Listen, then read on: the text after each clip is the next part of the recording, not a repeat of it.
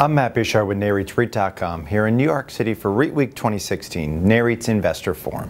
Joining me today is Rick Romano, Managing Director with PGIM. Rick, thanks so much for joining us. Thanks, Matt. Now, can you start by talking about any surprises that you've seen in the REIT market so far this year?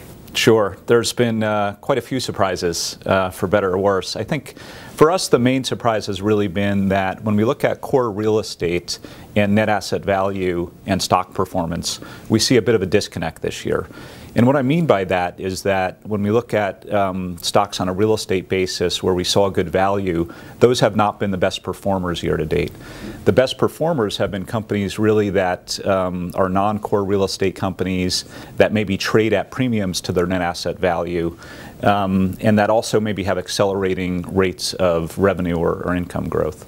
So it's funny, what we're seeing really in the sector right now is we're almost seeing what I would call the second derivative vigilantes, where anytime you see a decrease in revenue acceleration or NOI acceleration, the stocks are down 10% or 15%. Apartments were the victims last week. So a 50 basis point decrease in NOI growth shouldn't translate into 15% in a stock price correction. Because when you put that into an IRR on a 5-year IRR basis, you don't get that type of price discrepancy even if you decelerate further. So that's the thing to us that's been a bit surprising, and we would expect to maybe reverse out and get more rational by the end of the year. Now, looking out to the remainder of the year, are there any sectors you're particularly bullish on? Sure. So we're, for the most part, bottom up and somewhat sector agnostic. But that being said, we have a strict real estate NAV discipline. And where we're finding the best values today on that basis would be CBD office, Class A regional malls, and apartments.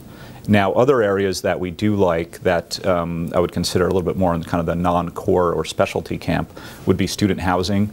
We think the on-campus opportunities to develop will be increasing this year. RFPs are increasing for that type of business. Plus, the internal growth of student housing will start to accelerate and be pretty robust this year.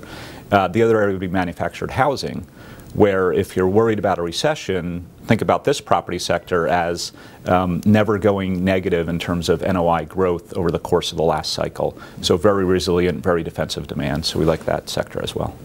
And lastly, are there any problems or potential fault lines that you see developing in the market?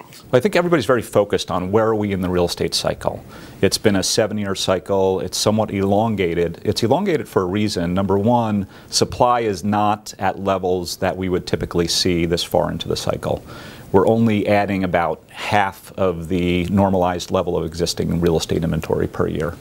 Now, jobs growth has been averaging 150 to 200,000 per month. Obviously, we got the bad print last week, so we'll see how that goes. But in that environment, we don't worry about the real estate cycle ending. We think the news of the end of the real estate cycle might be exaggerated a bit right now. So we think there is some running room in the cycle from a supply-demand perspective. I think the other thing that people worry about right now is valuations in capital markets.